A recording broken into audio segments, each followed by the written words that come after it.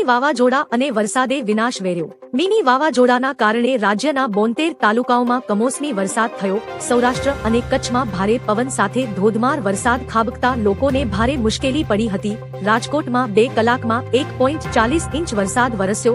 જામનગર અને દેવભૂમિ દ્વારકામાં તથા સૌથી વધુ વરસાદ અમરેલી જિલ્લાના બગસરામાં 1.61 ઇંચ પડ્યો। વરસાદે જગતના તાતને રાતા પાણીએ રડાવ્યા। હવામાન વિભાગની આગાહી મુજબ આવતીકાલ 21 માર્ચ સુધી વરસાદની ભારે શક્યતા રહેશે।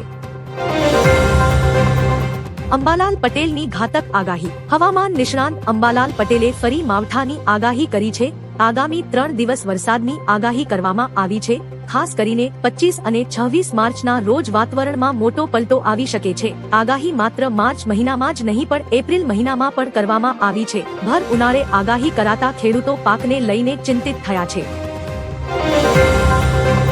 ભારત યુદ્ધ અટકાવી શકે છે। અમેરિકા, ઇઝરાયલ અને ઈરાન વચ્ચેના 3 અઠવાડિયાથી ચાલતા યુદ્ધથી વૈશ્વિક ઇંધણ સંકટ ઘેરું બન્યું છે। રશિયાએ આ સંઘર્ષ અટકાવવા ભારતની ભૂમિકાને મહત્વની ગણાવી છે। રશિયન વિદેશ મંત્રાલયના પ્રવક્તા ઝાખારોવાએ જણાવ્યું કે ભારત જેવી પ્રભાવશાળી શક્તિ આ વિવાદ ઉકેલવામાં મદદ કરી શકે છે।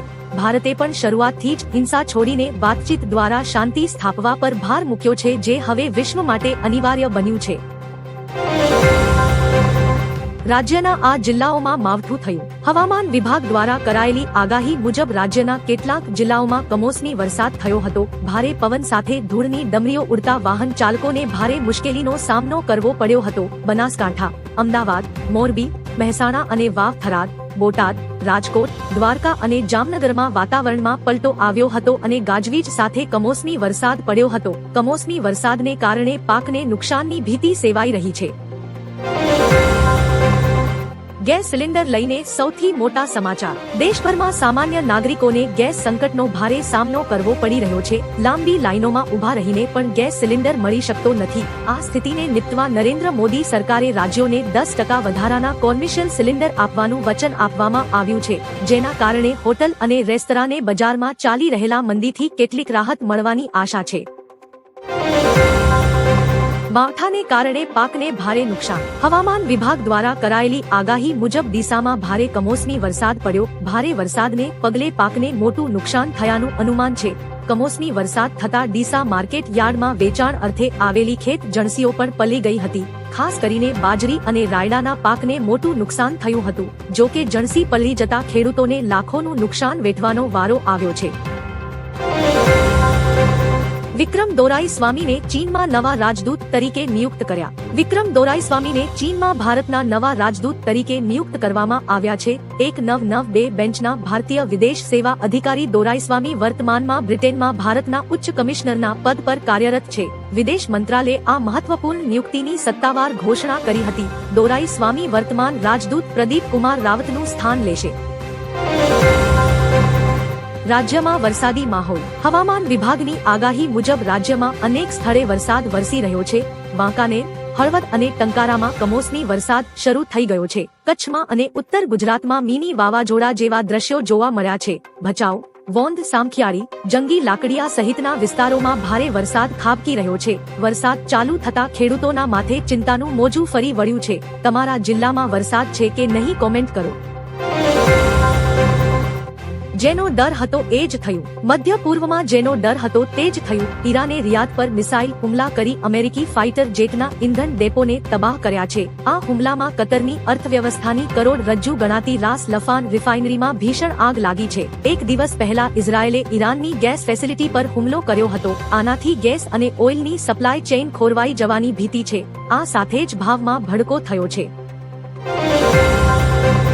ભારત પર મોટું સંકટ। ઈરાન દ્વારા કતારના ગેસ પ્લાન્ટ પર થયેલા હુમલાએ ભારત સામે મોટું સંકટ ઊભું કર્યું। આ હુમલાને કારણે કતારથી થતો ગેસ પુરવઠો સંપૂર્ણપણે ઠપ થઈ ગયો છે, જે ભારતની કુલ ગેસ આયાતના 20% હિસ્સો ધરાવે છે। આંકડા મુજબ દરરોજની 47 MMSCMD સપ્લાય અટકી પડતા વીજ ઉત્પાદન ખાતરના કારખાનાઓ પર જોખમ તોળાઈ રહ્યું છે। નિષ્ણાતોના મતે જો આ સ્થિતિ લાંબી ચાલશે તો દેશમાં વીજ કાપ અને ઔદ્યોગિક ઉત્પાદનમાં મોટો ઘટાડો થઈ શકે છે। પીએમ મોદીએ હુમલાની નિંદા કરી. મિડલ ઇસ્ટમાં વધતા તણાવ વચ્ચે પીએમ મોદીએ કુવૈત, ઓમાન અને ફ્રાન્સના ટોચના નેતાઓ સાથે ટેલિફોનિક વાતચીત કરી. પીએમ મોદીએ કુવૈત પર થયેલા તાજેતરના હુમલાની સખત નિંદા કરી. આ ચર્ચા દરમિયાન તમામ દેશોના નેતાઓએ યુદ્ધની સ્થિતિ પર ઊંડી ચિંતા વ્યક્ત કરી હતી.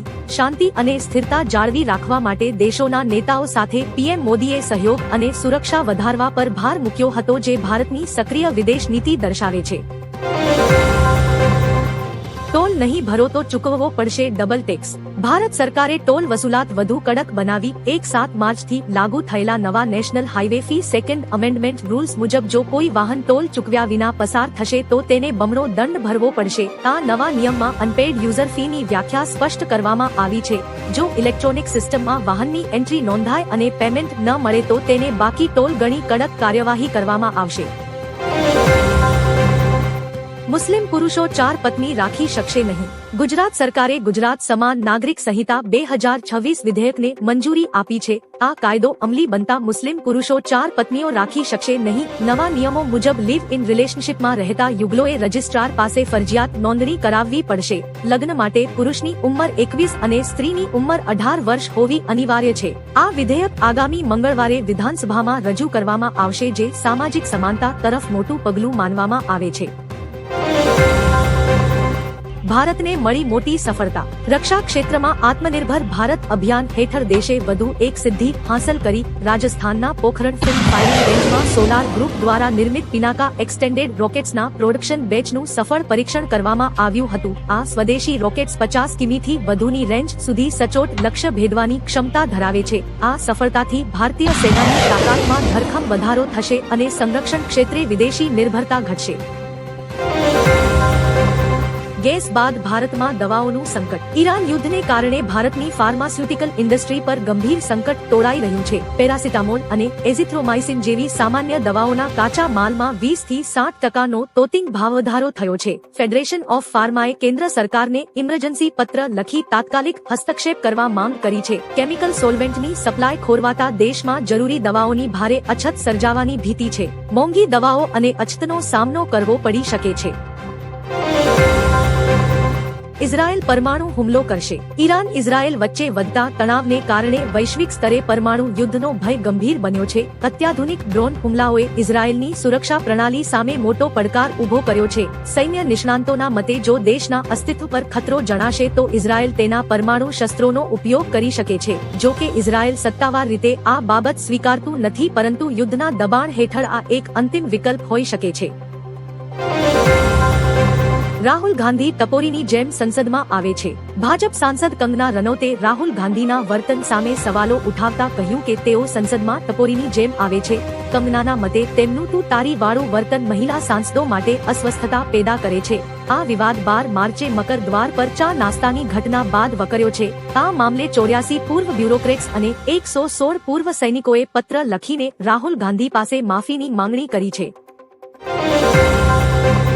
મમતા બેનર્જીને સુપ્રીમની ફટકાર. પશ્ચિમ બંગાળમાં ઈડીના દરોડા દરમિયાન ફાઇલો લઈ લેવા બદલ સુપ્રીમ કોર્ટે મુખ્યમંત્રી મમતા બેનર્જીની આકરી ટીકા કરી છે. જસ્ટિસ પ્રશાંત મિશ્રાની બેન્ચે કહ્યું કે તમે જે કર્યું તે ઠીક નહોતું. કોર્ટે રાજ્ય સરકારની સુનાવણી ટાળવાની અરજી ફગાવતા સ્પષ્ટ કર્યું કે સરકાર કોર્ટ પર હુકમ ચલાવી શકે નહીં. આ મામલે અન્ય રાજ્યો માટે ખોટો દાખલો બેસવાની ભીતિ વ્યક્ત કરાઈ છે. હવે વધુ સુનાવણી 24 માર્ચે થશે.